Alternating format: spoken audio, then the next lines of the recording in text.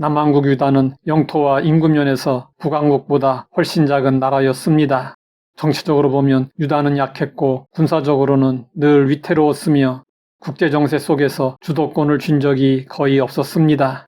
그러나 성경의 평가는 북왕국 이스라엘과는 전혀 달랐습니다. 남왕국 유다는 20명의 왕 가운데 여러 차례 여호와 보시기에 정직하게 행한 왕을 배출했습니다. 이 차이는 우연이 아니라 영성의 방향에서 비롯된 결과였습니다.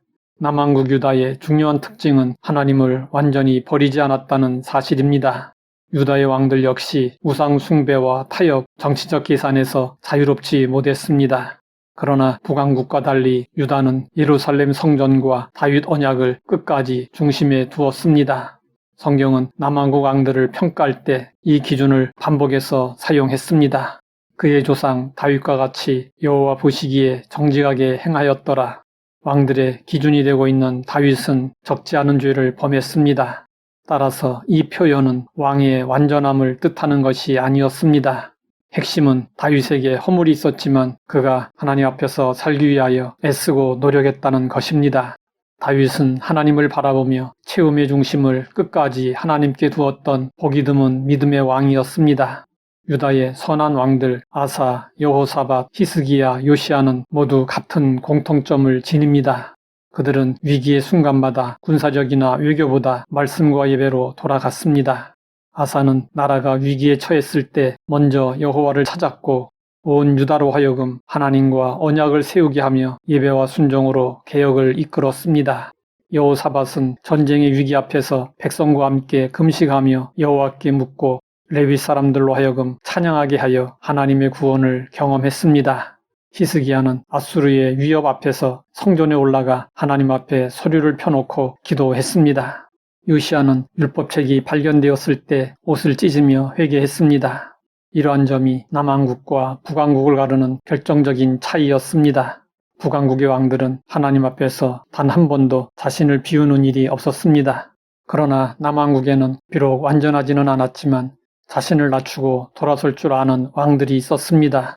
아사는 병들었을 때 하나님보다 의원을 의지한 실패를 보였지만 그 이전까지 그는 산당을 제거하고 우상을 찍어버렸습니다. 여호사밧은 아합과 잘못된 동맹을 맺었지만 선지자의 책망 앞에서 침묵으로 그 말씀을 받아들였습니다. 히스기야는 바벨론 사신 앞에서 교만을 드러냈지만 선지자의 경고 앞에서 즉시 마음을 낮추었습니다. 요시야는 개혁의 과정에서 죽음을 맞았지만 그의 생애 전체는 자신과 나라를 하나님 앞에 비운 삶이었습니다. 남왕국이 북왕국과 달리 더 오래 유지될 수 있었던 이유는 실패가 없어서가 아니라 실패 이후에 회개가 있었기 때문이었습니다. 이 점에서 남왕국은 끝까지 하나님이 일하실 공간을 남겨두었습니다. 남왕국의 역사에는 북왕국에서는 찾아볼 수 없는 장면들이 등장합니다. 그것은 말씀이 낭독되고 백성이 함께 울며 회개하고 언약을 새롭게 갱신하는 장면들입니다. 히스기야 시대의 유월절, 요시야 시대의 말씀 낭독과 언약 갱신, 이것은 누림의 영성이 공동체적으로 회복된 대표적인 사건입니다. 이 누림은 물질적 번영과는 무관했습니다. 오히려 외부의 위협이 극심할 때 하나님의 임재가 분명하게 드러났습니다.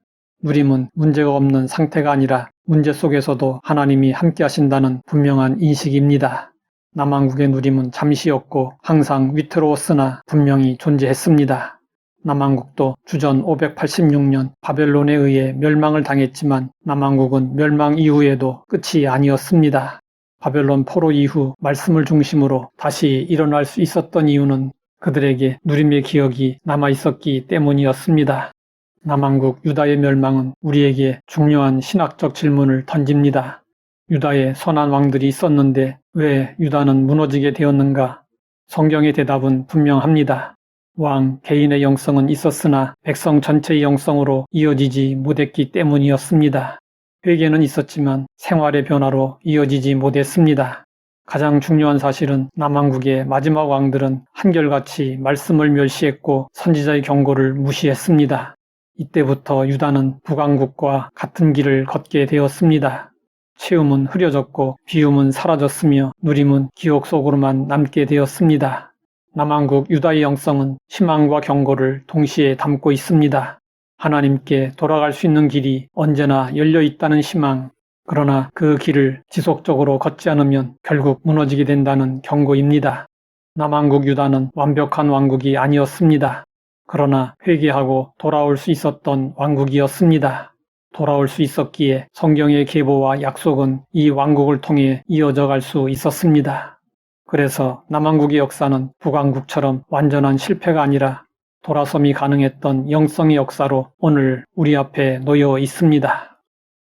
하나님 아버지, 남한국의 역사를 통해 희망과 경고를 받게 하시니 감사합니다. 변함없이 지속적으로 하나님이 기뻐하시는 영성의 길을 걷게 하옵소서. 예수님의 이름으로 기도드립니다.